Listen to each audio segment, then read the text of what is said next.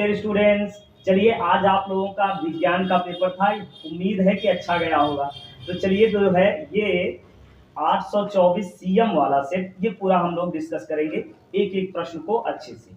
तो चलिए देखते हैं। ये पहला प्रश्न रहा जिसमें किसी लेंस की क्षमता की इकाई क्या है? मीटर। क्या लिखे? प्रति मीटर। बहुत बढ़िया, ये सही। चलिए, एक दर्पण द्वारा बना प्रतिबिंब आभासी सीधा और वस्तु से बड़ा होता है ना। 50 बार इसको बताया जा चुका है ना। प्रतिबिंब आभासी सीधा और बड़ा कब बनता है? अवतल दर्पण में। हाँ, और उत्तल दर्पण वाला कैसा होता है? आभासी छोटा होता है। हाँ, उत्तल दर्पण वाला तो छोटा हो जाता है। चलिए अगला देखिए, ये तीसरा वाला प्रश्न। इसमें कह रहे हैं कि कांच का अपवर्तनांक है ना। कांच का अपवर्तनांक दिए हैं 1.5 ना, और वायु में चाल दिया गया, कांच में चाल निकालनी। तो वायु के सापेक्ष कांच का अपवर्तनांक ये मिला है, तो वायु में चाल ऊपर लिख लेंगे 3 × 10⁸ ऊपर, और नीचे कांच की चाल ऐसे ही हो जाएगी। कांच की चाल इधर करेंगे, इसको इधर, तो ये मिलेगा 3 × 10⁸ और बटे 1.5। 10 से गुणा करेंगे 30/15 बनेगा। तो फिर 30/15, 15 दूनी 30, तो आ जाएगा कितना? 2 × 10⁸। कौन वाला? बी वाला। बढ़िया। चलिए इसके बाद चौथा, आकाश का रंग नीला होने का कारण क्या है? प्रकाश का प्रकीर्णन।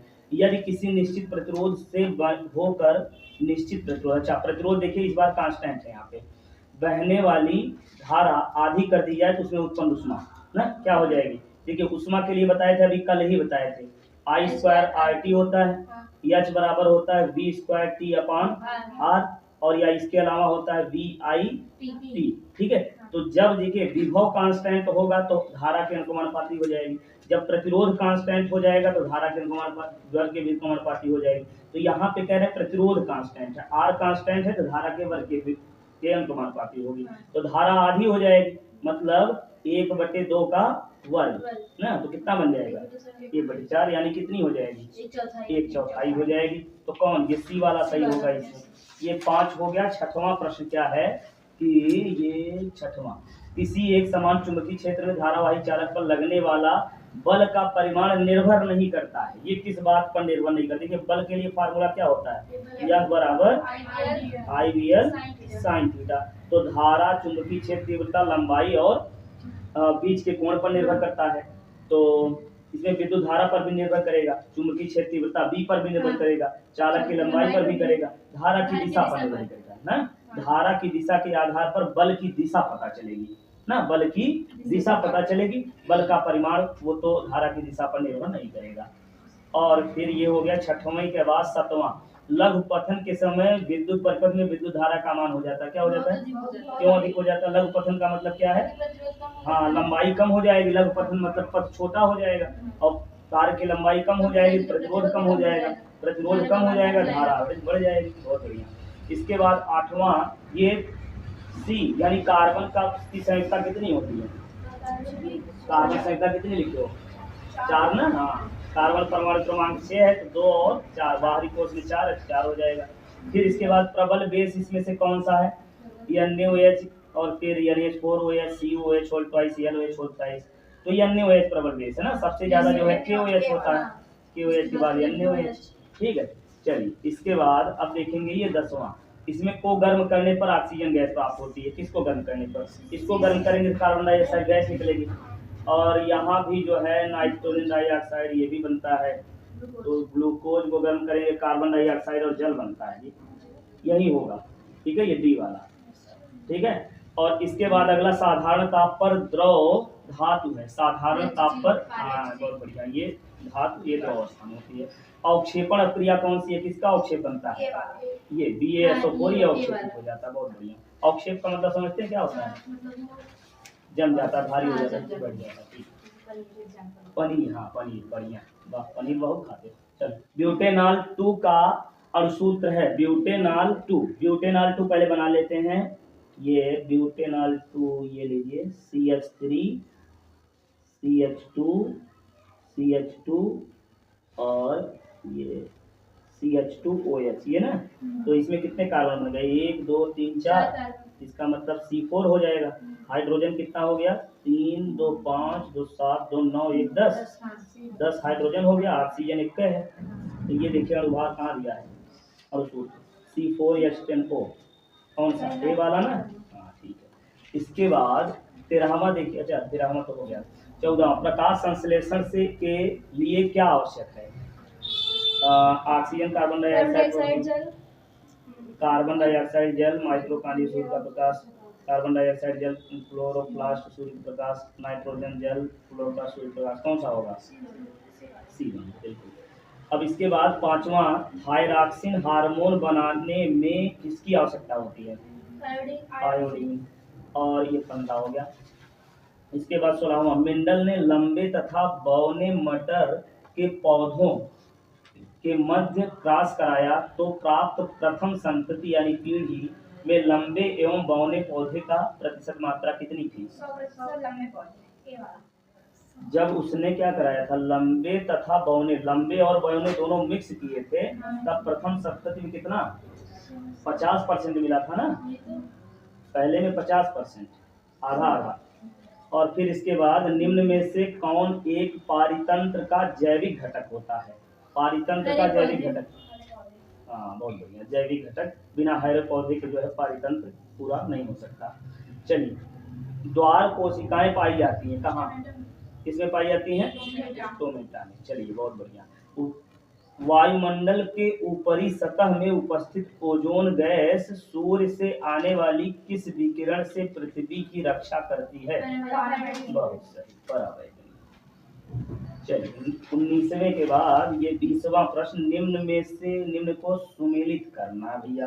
तो विखंडन अमीबा, खंडन ब्रायोफिलम, मुकुलन स्पाइरोगाइरा और काई प्रवर्धन हाइड्रा। कौन? मुकुलन जो है ये स्पाइरोगाइरा। चलिए ये 20 हो गया भैया। इसके बाद आगे क्या है? ये खंडवा में नामांकित किरण आरेख की सहायता से दूरदृष्टि को समझाइए। तो देखिए दूरदृष्टि दोष कितनी बार हम लोग पढ़े ना, दूरदृष्टि दोष में दूर की वस्तुएं दिखाई देती हैं। हाँ, प्रतिबिंब, अरे बहुत सारी चीजें कई बार बताया जा चुका है। एक गोलीय दर्पण 16 सेमी दूरी पर वस्तु रखी गई, आभासी प्रतिबिंब 12 सेमी दूरी पर बनता है आवर्धन। तो चलिए ये न्यूमेरिकल आप लोग सॉल्व ही किए होंगे। ये इसके बाद क्या है कि आभासी आवर्धित प्रतिबिंब बनाने के लिए ये किरण आरेख खींचना। आभासी उत्तल लेंस में आभासी प्रतिबिंब कब बनता है? उत्तल लेंस में तो कहाँ रखेंगे? फोकस और हाँ, या ध्रुव नहीं, इसमें लेंस, हाँ प्रकाशिक केंद्र कह सकते हो। तो इसमें कैसे बनता है? समांतर आएगी, फोकस से जाएगी, प्रकाशिक केंद्र वाले सीधे निकल जाएगी, पीछे बढ़ाएंगे। तो ये चीजें भैया न्यूमेरिकल बड़े अच्छे अच्छे आए हैं, वही जो न्यूमेरिकल प्रकाश से ज्यादातर आए। चलिए इसके बाद ये अगला तीसरा वाला प्रश्न देखेंगे कि विद्युत परिपथ में एमीटर द्वारा प्रदर्शित विद्युत धारा। अच्छा, यहाँ बैटरी से कितनी धारा निकलेगी ये निकालना है। तो कितना हो जाएगा? पहले तो ये करेंगे 2 और 3, 2 और 3 श्रेणी 5 हो जाएगा। 5 5 समांतर करेंगे, 2.5 आया, 2.5 और फिर 1.5 इसको श्रेणी क्रम में करेंगे, जोड़ देंगे तो कितना बन जाएगा? 5 5 10, 2 3 1 4, 4 आ गया। तो कितना आ जाएगा? ये R का मान 4 बन गया। तो I बराबर होता है V अपान R। तो V दिए हैं कितना? V दिए हैं 8 ना, 8/4 कितना आ जाएगा? 2 एम्पियर। तो 8/4 ये बन जाएगा 2 एम्पियर। तो 2 एम्पियर की धारा इसमें होगी। विद्युत बल्ब के तंतुओं के निर्माण में प्रायः टंगस्टन का प्रयोग क्यों करते हैं? क्योंकि इसका गलनांक उच्च होता है और ये जो है जल्दी पिघलता नहीं। चलिए बहुत अच्छे। इसके बाद 2 कारकों को बताइए जिन पर धारावाही परिनालिका से उत्पन्न चुंबकीय क्षेत्र निर्भर करता है। तो परिनालिका क्या होती है? ये अचालक नरम लोहे की क्रोड होती है ना, इस पर जो है तांबे के तार को लपेट कर बनाया जाता है। इसमें फेरों की संख्या अगर ज्यादा हो जाएगी तो चुंबकीय क्षेत्र तीव्रता अधिक हो जाएगी ना, फेरों की संख्या अधिक होगी और इसमें तार की चालकता अधिक होगी तब ना, और इसकी लंबाई भी अगर ज्यादा हो जाएगी तब भी। ठीक है। तो इसके बाद अगला है कि विद्युत चुंबक अस्थायी चुंबक से किस प्रकार भिन्न होता है? विद्युत चुंबक मतलब ये परिनालिका में जो चुंबक उत्पन्न हो रहा है ये भी तो एक प्रकार का विद्युत चुंबक है। और अस्थायी चुंबक जो दंड चुंबक होता है या ये सब, तो दंड चुंबक जो होता है इसमें चुंबकीय क्षेत्र की तीव्रता का मान स्थिर होता है। जो चुंबक का चुंबकीय क्षेत्र हो तो वही रहेगा ना। और ये जो विद्युत चुंबक होता है यानी परिनालिका वाला, इसमें धारा के मान को बढ़ा करके, हाँ देखिए धारा का मान एक और, देखिए प्रभावित करने वाला कारक एक और मिल गया। धारा का मान बढ़ाएंगे तभी चुंबकीय क्षेत्र तीव्रता बढ़ जाएगी, इसमें फेरों की संख्या बढ़ा देंगे तभी फिर बढ़ जाएगी, और ये बदलता नहीं है ना, ये चीजें होती हैं। और फ्लेमिंग के बाएं हाथ का, देखिए कितनी बार कह रहे थे 100% सभी सेट में आया है, 3-4 सेट में तो पक्का ही आया होगा बाएं हाथ का नहीं। तो हाँ लिखे बढ़िया, क्या लिखे थे, अंगूठा क्या प्रदर्शित करता है, बल की दिशा, और तर्जनी चुंबकीय और मध्यमा धारा। ठीक है, घरेलू परिपथ में फ्यूज का उपयोग या महत्व बताइए, फ्यूज का क्या महत्व है, फ्यूज लगाने से क्या फायदा है, फ्यूज, अच्छा ठीक है, अथवा दिया था, तब भी बताइए फ्यूज लगाने से क्या होता है, जो उपकरण होते हैं, जो लाइट ज्यादा आ गई तो फ्यूज जल जाता है, जिससे उपकरण बच जाते हैं, ये सारी चीजें। प्रायः निम्न आपूर्ति तारों में विद्युत रोधी आवरण के रंग क्या होते हैं, विद्युतमय तार जो होता है वो किस रंग का होता है, विद्युतमय तार यानी जिसको जीवित तार कहते हैं, ये होता है लाल, और उदासीन तार काला, भूसंपर्क तार हरा या पीला। चलिए, और इसके बाद भूसंपर्क करने, अच्छा हो गया, भूसंपर्क हेतु उद्देश्य क्या होता है, इससे जो है झटका जो लगता है लाइट से वो बचाता है, भूसंपर्क कर दिया जाता है तो। चलिए, इसके बाद अगला क्या है, ये सांद्रित सल्फाइड अयस्क, अगला प्रश्न है ये, देखिए ये इंग्लिश में है, फिर आगे हिंदी में, 5वां। सांद्रित सल्फाइड अयस्क से अशुद्ध धातु को कितने पदों में प्राप्त किया जाता है, शुद्ध कापर के शुद्धिकरण का विद्युत अपघटनी विधि का सचित्र वर्णन करना है। तो इसमें देखिए बताएं क्या, इसे पता है, 2-3 बार 1-2 बार इसको बताएं। जैसे कापर पाइराइड सुनिए क्या होता है, कापर पाइराइड CuFeS2 होता है ना, ये कापर का अयस्क है। तो इसमें जो है इसको शुद्ध करने की जो प्रक्रिया होती है उसको धातु कर्म कहते हैं, क्या कहते हैं, धातु कर्म। अब धातु कर्म में पहला प्रोसेस जो होता है सांद्रण, क्या होता है, सांद्रण। सांद्रण में क्या करते हैं, इसमें अशुद्धियों को दूर किया जाता है, और सांद्रण कापर पाइराइड का करने के लिए फेन-फ्लॉन विधि का प्रयोग करते हैं। फेन-फ्लॉन में क्या होता है, जल से भरा एक टैंक होता है, इसमें जो है पिसे हुए अयस्क और पोटेशियम एथिल जैंथेट को मिलाकर के इसमें डाल दिया जाता है। पोटेशियम एथिल जैंथेट झाग बनाता है, क्या बनाता है, झाग बनाता है। सबसे जरूरी बात यह है कि सांद्रण इसमें फेन-फ्लॉन विधि द्वारा इसलिए करते हैं क्योंकि इसमें अशुद्धियां जो होती है वो भारी होती हैं, अयस्क हल्का होता है। अयस्क हल्का होने के कारण जब इसमें झाग बनता है, झाग के साथ ऊपर चला जाता है, अलग कर लेते हैं, और ये जो है अयस्क अलग हो जाता है। तो सांद्रण के बाद फिर होता है, पहला प्रोसेस सांद्रण हो गया, दूसरा होता है निस्तापन। दूसरा निस्तापन, निस्तापन में क्या करते हैं, वायु की अनुपस्थिति में गलनांक के नीचे उच्च ताप पर गर्म करते हैं। फिर इसके बाद निस्तापन के बाद होता है भर्जन। भर्जन में वायु की उपस्थिति में गर्म करते हैं ना, तो सल्फाइड जो है वो कापर और फेरस का सल्फाइड बन जाता है, जिसको मैट कहते हैं। फिर भर्जन के बाद प्रगलन कराया जाता है ना, प्रगलन में क्या होता है कि कापर प्राप्त हो जाता है, कापर प्राप्त हो जाता है, और ये कापर, इस कापर का फिर हम लोग करते हैं क्या, विद्युत अपघटनी विधि द्वारा शोधन। तो विद्युत अपघटनी विधि का वर्णन इसमें अच्छे से करना है, तो उसको अच्छे से बताएं क्या, कि कापर धातु का विद्युत अपघट्य का विलयन लिया जाएगा, और एक कापर धातु की छड़ ली जाएगी, शुद्ध कापर धातु की, और एक यहाँ से जो प्राप्त हुआ है इस प्रक्रिया से, पूरी प्रक्रिया से जो कापर प्राप्त हुआ उसको लिया जाएगा, और इसको एक सेल से जोड़ दिया जाएगा। ठीक है, तो जो शुद्ध कापर होता है वो कैथोड के रूप में प्रयोग किया जाता है, शुद्ध वाला कैथोड, कैथोड जो होता है ऋणावेशी, ठीक है, और एनोड जो होता है वो अशुद्ध लिया जाता है, जो एनोड धनावेशी होता है। तो जब विलयन में इसमें आता है तो ये जो शुद्ध जो अशुद्ध वाला है इसमें गल करके पिघल करके इसमें आ जाता है, और आयन में इस विलयन में आ जाएगा, तो Cu धन आवेशित होता है, धन आवेशित होने के कारण पिघल कर ये कैथोड से जाकर के चिपक जाता है, यानी शुद्ध वाले से जाकर चिपक जाता है। धीरे धीरे कैथोड की मोटाई बढ़ती जाती है, एनोड की मोटाई घटती जाती है। एनोड अशुद्ध वाला जो यहाँ से प्राप्त हुआ इस प्रक्रिया से, तो एनोड धीरे धीरे खत्म होकर के इस शुद्ध वाले से जाकर के शुद्ध चीज चिपक जाएगा, बस इस प्रकार से शोधन कर लिया जाता है। शुद्ध जल का पीएच मान कितना होता है, शुद्ध जल का पीएच मान 7 क्यों होता है, 7 से कम क्यों नहीं है, 7 से कम नहीं होता है, और 7 से ज्यादा, तो ये पीएच मान इसका 7 ही क्यों है, क्योंकि ये उदासीन है।